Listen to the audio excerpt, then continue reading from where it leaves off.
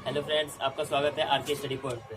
आज हम बात करेंगे संविधान के बारे में। ये पॉलिटिकल साइंस क्लास 11th की पहली बुक का पहला चैप्टर है।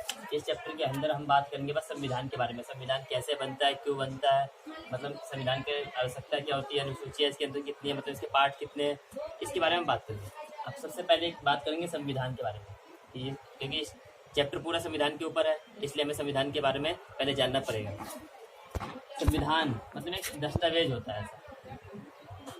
इसके अंदर कानून, नियम, अधिकार मतलब इनके बारे में उल्लेख किया जाता है, क्योंकि एक देश की शासन व्यवस्था को चलाने के लिए जो कानून होती है वो हमारे संविधान मतलब एक दस्तावेज के अंदर लिखे गए हैं, जिससे कि मतलब शासन व्यवस्था चलती है। इसका निर्माण आ जाता है। इसका निर्माण कैसे हुआ? इसका निर्माण संविधान सभा का निर्माण जो हुआ था औपचारिक रूप से संविधान सभा ने किया था। संविधान सभा ने किया था। उसके बाद हम बात करेंगे संविधान की आवश्यकता क्यों है। इसकी आवश्यकता, संविधान की आवश्यकता कल्याणकारी राज्य की स्थापना करने के लिए, मतलब एक राज्य के कल्याण के लिए। क्योंकि जब जो शासक होता है, शासन करने के लिए उसको एक नियम की आवश्यकता होती है। उस नियम उस संविधान में हमारे को दिए जाते हैं, पहली बात। और दूसरी बात, एक राज्य को लोकतांत्रिक राज्य की स्थापना के लिए, मतलब एक लोकतांत्रिक, उसमें लोकतांत्रिक जो व्यवस्था होगी वो भी हमारे को दस्तावेज में बताया जाएगा कि लोकतांत्रिक व्यवस्था किस प्रकार करनी चाहिए, मतलब किस प्रकार उसमें होंगे, चुनाव किस प्रकार होंगे, ये सब हमारे को दस्तावेज में दे रखे होते हैं। अब अनुच्छेद, अनुच्छेद क्या होता है? अनुच्छेद संविधान के मतलब जो अनुच्छेद कितने भागों में लिखा गया, तो हमारा पहले हमारे थे 395। ये अनुच्छेद है हमारे, क्या है? अनुच्छेद। ये हमारे अनुच्छेद है, अनुच्छेद हो गया। अब भाग, भाग हमारे पहले 22 थे। और ये अनुसूचियाँ,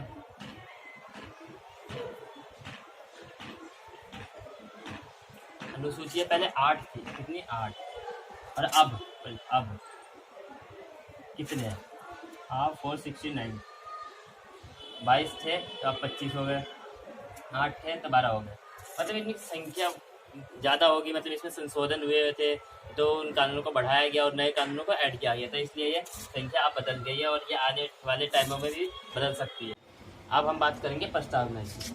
इसकी प्रस्तावना की, प्रस्तावना होती है, प्रस्तावना संविधान के परिचय और भूमिका कहते हैं। मतलब ये उसकी परिचय, जैसे ये संविधान का दस्तावेज है, इसके अंदर जो जो लिखा गया है, जो जो लिखा गया है इसके अंदर, उसकी मतलब उसके परिचय और भूमिका क्या कहते हैं? प्रस्तावना।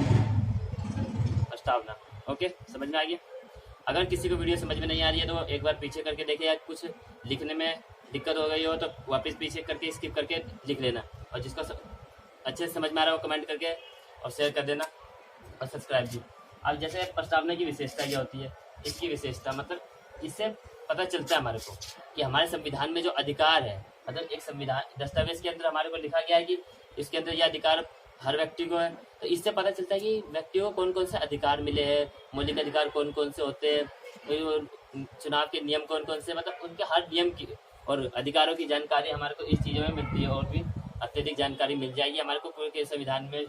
469 अनुच्छेद है, इसलिए यह हमारे राजनीतिक तौर तरीकों को दर्शाता है। मतलब राजनीतिक तौर तरीकों, मतलब राजनीति किस प्रकार है, उस तौर तरीकों को बताता है कि जो दस्तावेज है उसके अंदर राजनीतिक के बारे में शायद नियम लिखे होंगे, तो उसके तौर तरीकों को बताया कि कौन सा शासक कैसे शासन कर सकता है, उसके बारे में हमारे को इसके बारे में बताया गया। और कौन से मतलब लोकतंत्र में कौन कौन सी शक्तियाँ होती है, सब कुछ हमारे को इसके बारे में बताया जाएगा। और एक संविधान को कुंजी भी कहा गया है, प्रस्तावना को संविधान की कुंजी कहा गया है, क्योंकि कुंजी मतलब इसके अंदर सब कुछ लिखा हुआ है इस हिसाब से।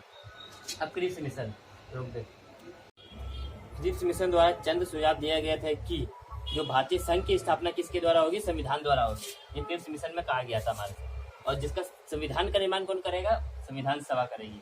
मतलब जो भारतीय संघ की स्थापना किसके द्वारा होगी? संविधान द्वारा होगी, और जिसका निर्माण संविधान सभा करेगी। अब उद्देश्य प्रस्ताव, उद्देश्य प्रस्ताव को नेहरू द्वारा, और ये क्रिप्स मिशन जो है मार्च 1942 में हुआ था क्रिप्स मिशन। और जो उद्देश्य प्रस्ताव क्या है? उद्देश्य प्रस्ताव मतलब ये इसे नेहरू द्वारा 1946 13 दिसंबर 1946 मतलब 13 दिसंबर 1946 को संविधान सभा में पेश किया गया था। 13 दिसंबर 1946 को। और उसे संविधान सभा में 22 दिसंबर इसे 22 दिसंबर 1947 को संविधान सभा में स्वीकार कर लिया गया था।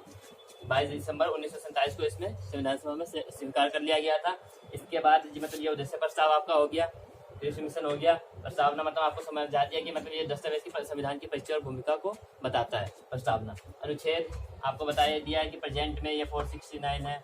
उसके बाद ये अभी भाग 25 हो चुके हैं और उसके बाद ये अनुसूची हमारी 12 हो चुकी है। ये अभी प्रेजेंट में है। संविधान की आवश्यकता आपको पता चल चुकी है कल्याणकारी राज्य की स्थापना के लिए। उसके बाद हमारे जो समाज में शांति और सुरक्षा के लिए, क्योंकि जब कानून ही नहीं होंगे, संविधान ही नहीं होगा तो सब आपस में लड़ेंगे, जिससे कि राजनीतिक ढांचे में परिवर्तन मतलब व्यवस्था खराब हो जाएगी। ये संविधान की आवश्यकता है। मतलब उसमें और एक राज्य की लोकतांत्रिक राज्य की स्थापना करने के लिए, मतलब एक लोकतंत्र राज्य की स्थापना करने के लिए उसमें कानून नियम सब कुछ इसकी आवश्यकता होती है हमारे को। इसके बिना नहीं हो सकता। संविधान आपको बताया दिया गया कि जिसमें एक ऐसा दस्तावेज है जो मतलब इसके अंदर कानूनों, नियमों और अधिकारों को विस्तार से बताया गया है। ये अब हम बात करेंगे संविधान सभा का स्वरूप, मतलब संविधान सभा का स्वरूप कैसा है और ये किसके द्वारा लाया गया था। ये संविधान सभा का स्वरूप कैबिनेट मिशन द्वारा, किसके द्वारा, कैबिनेट मिशन द्वारा 1946 को, कब 1946 को, ये 1946 को लाया गया था कैबिनेट मिशन द्वारा। ये कैबिनेट मिशन द्वारा संविधान सभा ये स्वरूप है उसका, 1946 में लाया गया था। और दूसरा, जब ये लाया गया था तो उस समय सदस्य संख्या मतलब संविधान सभा की सदस्य संख्या थी 389, ठीक है। और ये मतलब इसमें से ये 3 भागों में विभाजित था। पहला 292, ये ब्रिटिश प्रांतों से था। ये 4 ये मुख्य आयुक्तों से,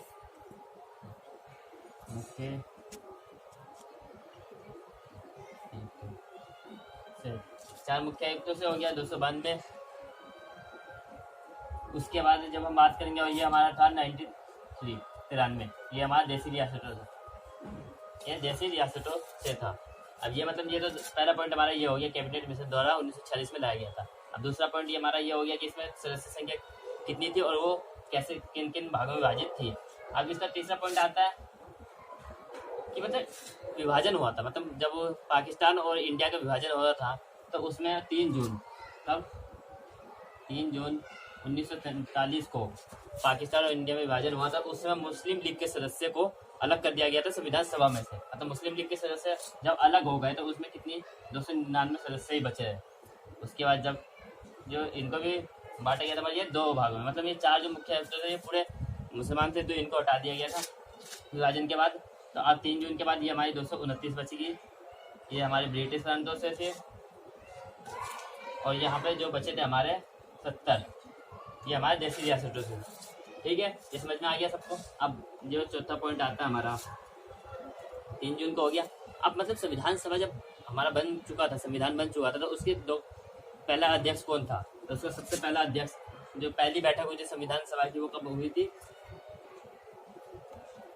पहली बैठक 9 दिसंबर 1946 को। कब हुई थी, 9 दिसंबर 1946 की हुई थी। इसके अस्थायी अध्यक्ष थे, मतलब ये एकदम अस्थायी था, मतलब स्थायी नहीं था ये। तो इसके अस्थायी अध्यक्ष थे डॉक्टर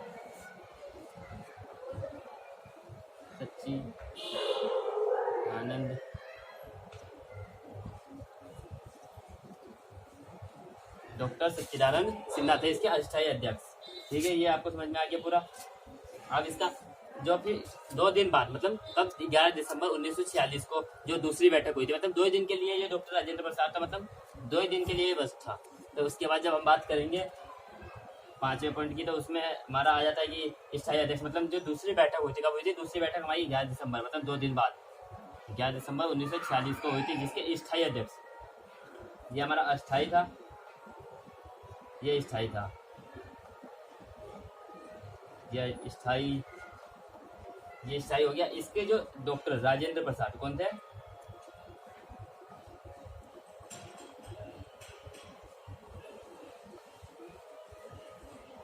डॉक्टर राजेंद्र प्रसाद इसके स्थायी अध्यक्ष थे, ठीक है।